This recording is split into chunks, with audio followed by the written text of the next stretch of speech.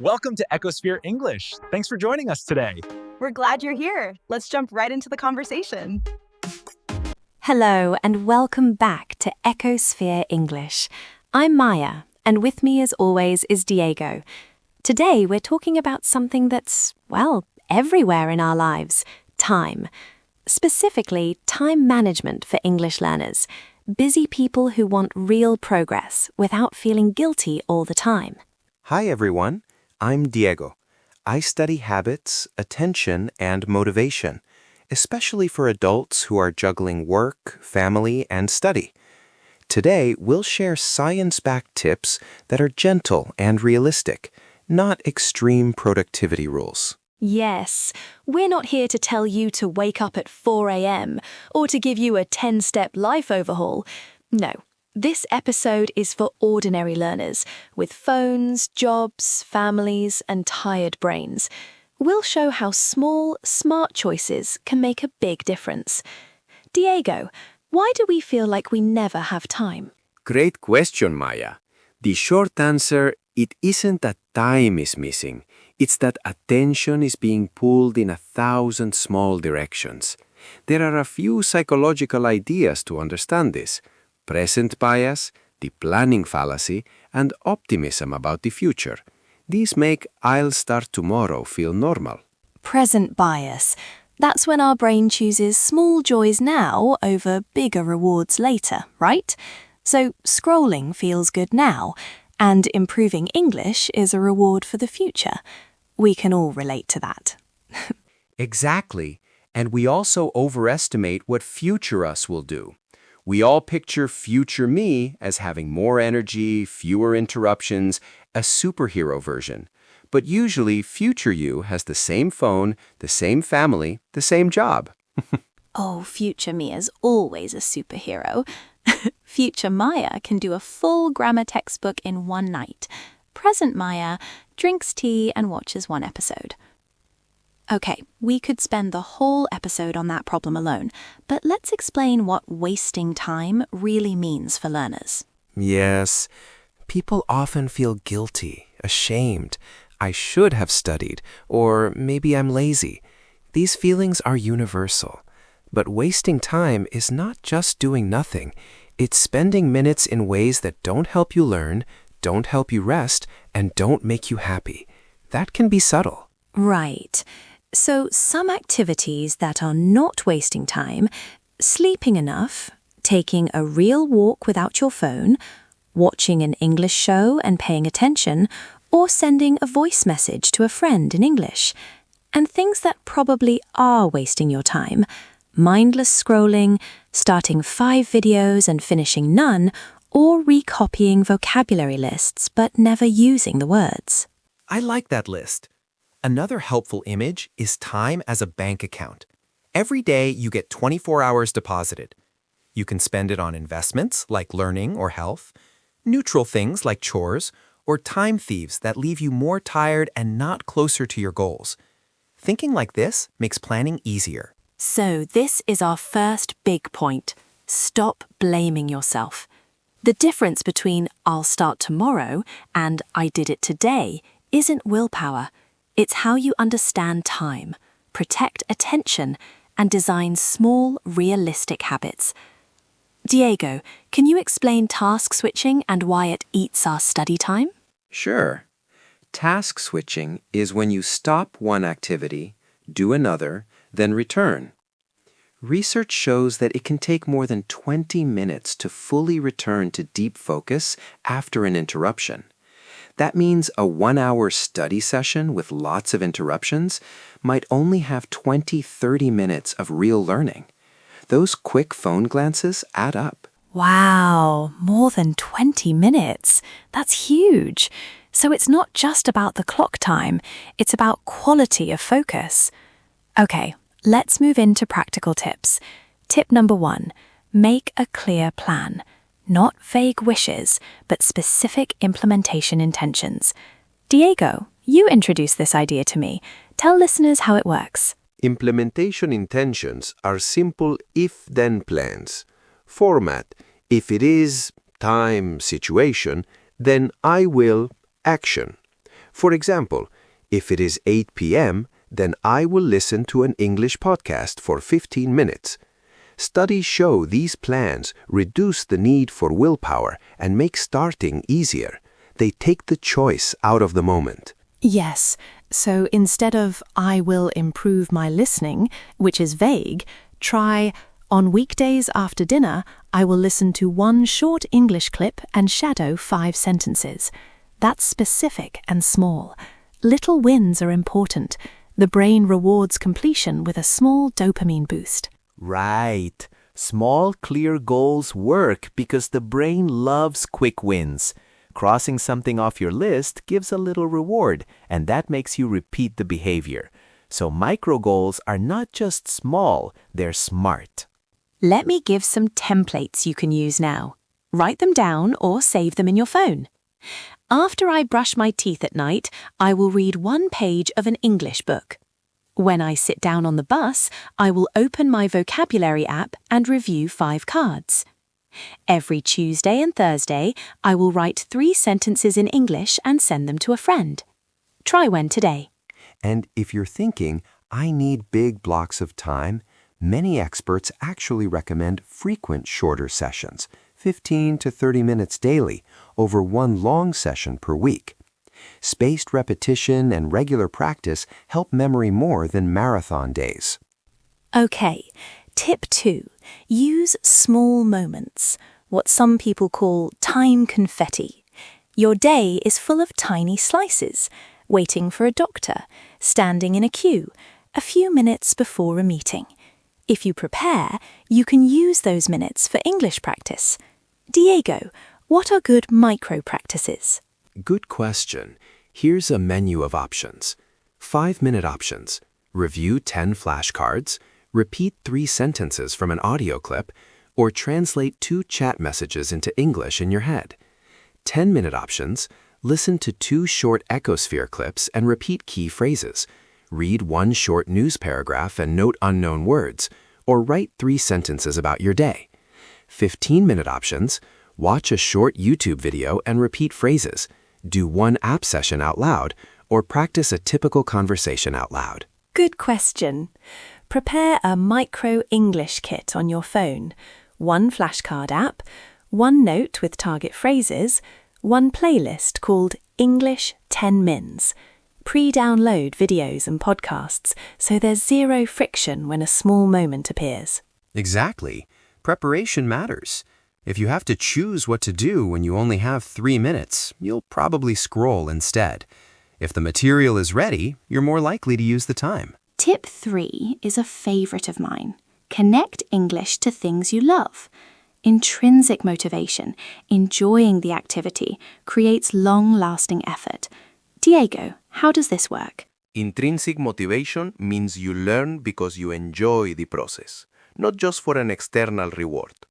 If you love music, sports, cooking, gaming, or a particular show, you can switch those activities into English. That makes practice feel like fun, not work, and it's sustainable. Let me give examples. Cooking lovers, watch English recipe videos, switch a recipe site to English, learn kitchen verbs like chop, stir, bake, marinade.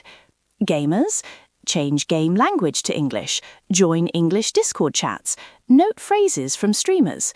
Music fans, listen to songs and try to sing along with lyrics. Learn 2 or 3 lines and their meaning. Sports fans, read sports news in English and learn words like assist, foul, offside. And here's a quick case study many of you will like. Anna, the K-drama fan. She watches the same shows she loves, but with English subtitles. She pauses 3 times each episode, writes down 1 phrase, and repeats it out loud. Over a few months, she understands everyday expressions better and feels more comfortable with natural speed. And she didn't add hours to her day. She changed the language of what she already loves. I love Anna's story. So simple and effective. Okay, tip 4. Protect your focus from time thieves. Diego, what are the biggest time thieves for learners? Notifications, multitasking, saying yes to every request, and digital clutter like dozens of open tabs and unfinished videos. Remember, Attention is a limited resource.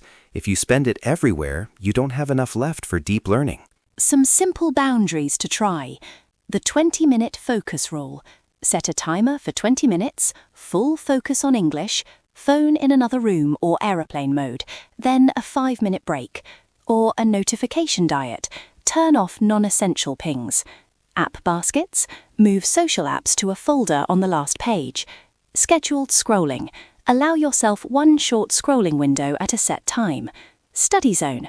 Pick one place that becomes your English zone. Tech can help. Website blockers, timers, Pomodoro apps, or apps that grow a tree while you don't touch your phone.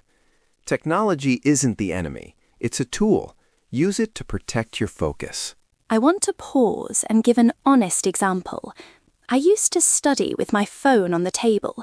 It took me months to realize how many times I glanced at it. Once I put my phone in another room and used a simple timer, my 20 minutes became real 20 minutes. Small change, big difference. Nice! That's a real-world example of reducing task switching and improving learning quality. Now, tip 5, rest is not wasting time. In fact, rest helps your brain learn. Yes, when you sleep, your brain consolidates memories, moving information from short-term to long-term. Short breaks prevent cognitive overload, and physical movement increases blood flow and focus. Think of learning without rest as pouring water into a full cup. It just spills. There's also a difference between real rest and fake rest. Real rest is sleep, a quiet walk, stretching, or chatting with a friend. Fake rest is 45 minutes of short-form videos that leave you more tired. If your break makes you feel worse, it's not really rest. And if you feel burned out, dread when you think about English, closing apps immediately, nothing but guilt, take a planned break. Do light, fun English for a few days, then restart with very small goals. Sometimes the bravest thing for your English is to rest so you can learn better later. Agreed. Now let's add a small vocabulary bank listeners can use. These are practical words and phrases about time and habits. Repeat them, try them in sentences later. First list: procrastinate, prioritize, deadline, schedule, routine, distraction, focus, efficient, intentional, overwhelmed. Short examples. I often procrastinate when I feel tired. I'm learning to prioritize my English practice. Some idioms about time that you'll hear in English. Kill time, to do something to make time pass. Time flies, time passes quickly. Beat the clock, finish before a deadline. Make time for, create time for something. Run out of time, have no time left. For example, I usually kill time by scrolling my phone. Now I want to use that time for English. Phrases about habits: stick to a plan, cut down on, build a habit, break a habit. Try sentences. It's hard to stick to a study plan, but small goals help. I'm trying to cut down on scrolling before bed. These phrases will help you talk about your learning process. Okay, let's do a quick mini practice. Say this out loud with us if you can. I will study English for 10 minutes after dinner. I will only check social media after I finish my English task. Great! If you're driving or can't say it aloud, just mentally repeat it. Now, a little challenge. Tiny habit style. Make it so small you can do it even on a bad day. For the next 7 days, try one of these. Read 1 minute of English text. Learn and say one new word out loud, or write one sentence about your day. Keep it tiny. Then add slowly. You can use the habit loop. Cue, routine, reward. Example cue. After I wash the dishes. Routine. I will study English for 10 minutes. Reward. Then I will watch one funny video. Small and concrete. And remember implementation intentions again. If it is 8 a.m., then I will do X. If-then plans are backed by research and make starting much easier. Peter Gallwitzer's work supports this idea. Let's be honest, some listeners will say, I need big blocks of time or it's useless. We hear that a lot. But spaced repetition and frequent short sessions are actually better for memory than rare long sessions. So no, you don't need 2 free hours. You need 20 focused minutes every day if possible. Another misconception, if I'm not productive all the time, I'm failing. That's false. Brains need rest. Even elite performers schedule rest. Sustainable progress beats short bursts of overwork. And if you feel like your life is too busy, multiple jobs, caregiving, I acknowledge that. But even small moments add up. A nurse who listens to English for 10 minutes each break across months can accumulate dozens of hours of practice. That's real progress. Before we wrap, a quick checklist you can try tomorrow. 1. Pick one specific micro goal, 15 minutes or less. 2. Prepare a micro kit. 1 note, 1 audio, 1 flashcard set. 3. Try the 20-minute focus rule once. 4. Turn off non-essential notifications for 1 hour. 5. Do one tiny habit and reward yourself. Simple. And a few phrases you can use to speak about your plans. I'm going to make time for 15 minutes of English each day. I'm cutting down on my phone before bed. I'm building a tiny habit of 1 sentence a day. Saying it out loud makes it more real. Okay, Maya, quick question for you. What's one change you made that listeners can copy today? Good one, Diego. For me, it was creating an English zone at my kitchen table. I keep a small notebook and a single audio playlist there. When I sit down, my brain already knows it's study time. It takes 2 seconds to prepare, and it saves me friction later. Nice. Mine is using a short timer and a focus app for 20 minutes. If I succeed, I reward myself with a cup of tea. The reward makes it pleasant and helps me repeat the habit. We should also talk about perfection paralysis. Many learners don't speak because they want perfect pronunciation. Do one small, imperfect thing today. Say 1 sentence in English to a friend or in a voice message. Imperfection is progress. Yes, perfectionism often leads to not starting.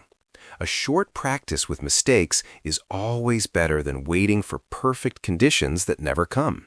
Before we finish, a short literacy, a quick practice you can try right now.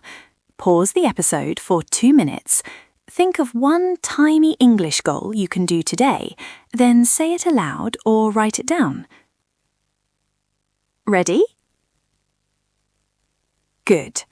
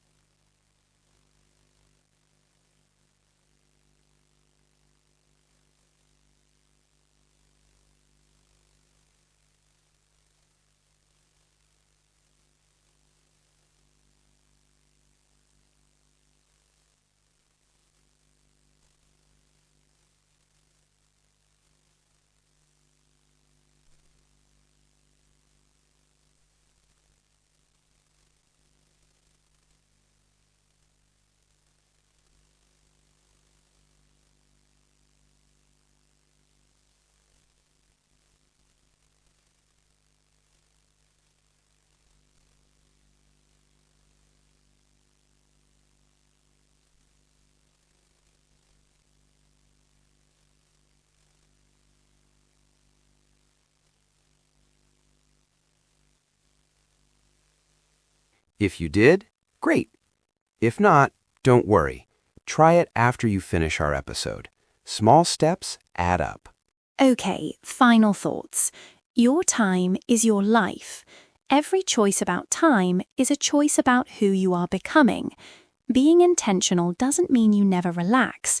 It means you choose your rest and your learning instead of sliding into them by accident. And remember, you don't have to change everything today. Change one small thing. Repeat it. Build from there. Over months, tiny, consistent changes create real improvement in English. Thanks, Diego. And listeners, if you tried the 2-minute pause exercise or the tiny habit this week, tell us. Send a voice message or comment, in English if you want.